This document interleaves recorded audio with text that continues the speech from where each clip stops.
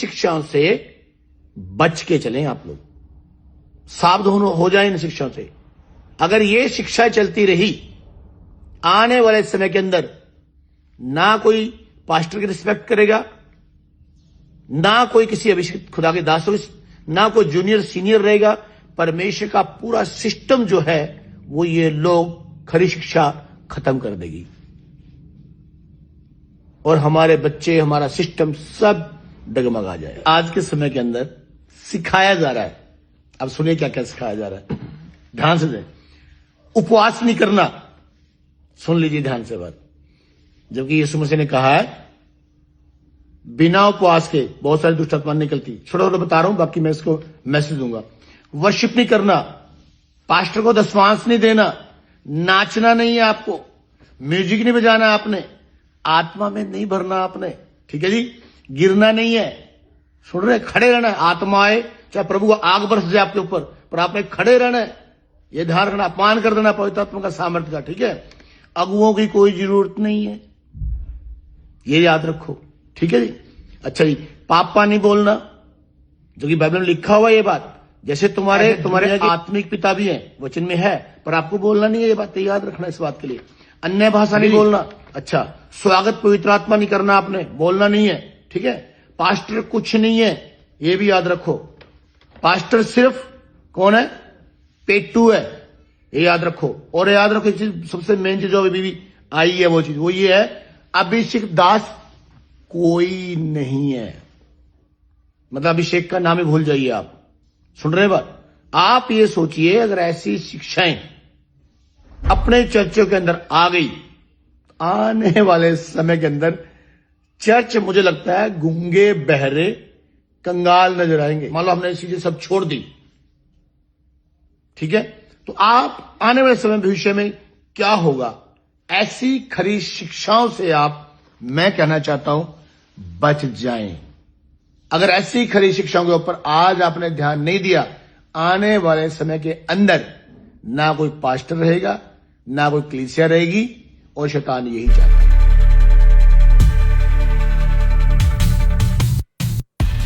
आपने अभी जो वीडियो देखा, ये वो शख्स है जिसका नाम है राजेश पॉल।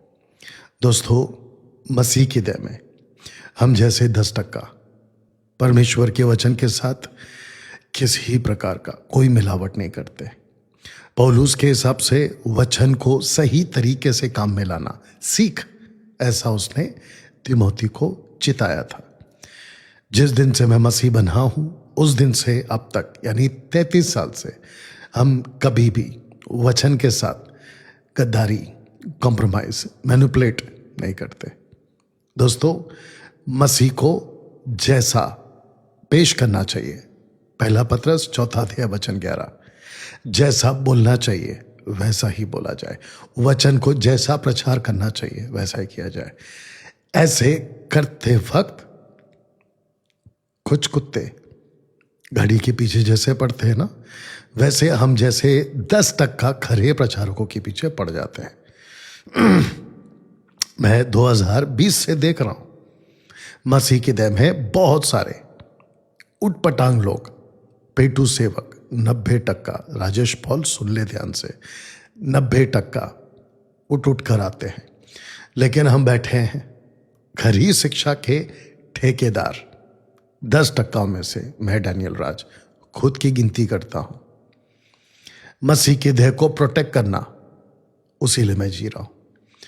इन भेड़ियों से जो भेड़ के खाल में आते हैं, ठीक है ना। और एक चीज बताता हूं, इब्रानियों 13:20, हिब्रू 13:20, जहां पे ये लिखा है यीशु महान रखवाला है। किसका? कलीसिया का। अगर यीशु महान रखवाला कलीसिया का है, तो फिर बताइए किसका कानून, किसका नियम और किसकी बातें चलनी चाहिए? सिर्फ महान रखवाले की। हम वही करते हैं दोस्तों। तो जिसके चलते आपके बीच ये जो 13 पॉइंट है, राजेश पॉल, तुमको मेरा ओपन चैलेंज है, एक वीडियो ऐसी बनाओ जितने 13 पॉइंट्स मैंने कहे या मुझ जैसे 10% खरे प्रचारकों ने कहे, इसको गलत साबित करके बता दो। और अगर तुमने, ठीक है, अगर तुमने राजेश पॉल कहीं से भी वचन को गलत तरीके से कोट किया, मैं तुम्हारी उसी वचन को लेकर जो तुमने गलत कोट किया है, तुम्हारी ऐसी धज्जियां उड़ाऊंगा सोशल प्लेटफॉर्म पे कि तुम दोबारा कभी हम खरे शिक्षाओं के पीछे अपनी बात नहीं रखोगे या करोगे। दूसरी चीज और आखिरी बात, डिबेट के लिए तैयार हो जाओ। अगर दम है, दम की बात किया था ना तुमने, दम है तो आ जाओ। या तो जूम पर डेट ले लो सिस्टर सिवान को कॉल करके और उनसे कहो कि हमको डैनियल राज से डिबेट करना है, टॉपिक चाहे कोई भी क्यों ना हो,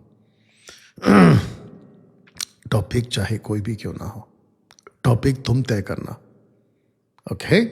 और मैं तुम्हारी तरह मूर्खता की बात नहीं करूंगा कि 90% को साथ में लेके आना। पहला खुद तो आ जाओ, उसके बाद में बात करते हैं। और तुमने क्या कहा था, अन्य भाषा कितना जरूरी है ये हम सिखा देंगे। अन्य भाषा जरूरी है, ऐसा एक वचन निकाल के बता दो। सटीक लाइन में बोल रहा हूं, अन्य भाषा हर विश्वासी के लिए जरूरी है। कितना जरूरी है वो तो दूर की बात है, वो तो तुम्हारे क्या बोलते हैं ना, पीढ़ी के बच्चे तक उसको सिद्ध नहीं कर पाएंगे। अभी फिलहाल तुम अपने जीते जी ये साबित कर दो कि अन्य भाषा जरूरी है, स्क्रिप्चर से ये साबित कर दो। मैं डिबेट से अपना हाथ पीछे खींच लूंगा। बोलो है दम तो आ जाओ। दोस्तों, ये वीडियो को खूब वायरल करें और मैं चाहता हूं कि मसीह के दम में ऐसे खरी शिक्षा के खिलाफ बोलने वाले, इनको एक्सपोज किया जाए और ये जब जब अपना फन उठाएंगे इनको कुचला जाए। मिलते हैं अगले वीडियो के साथ में। अपना ख्याल रखें, प्रभु आपको आशीष दे।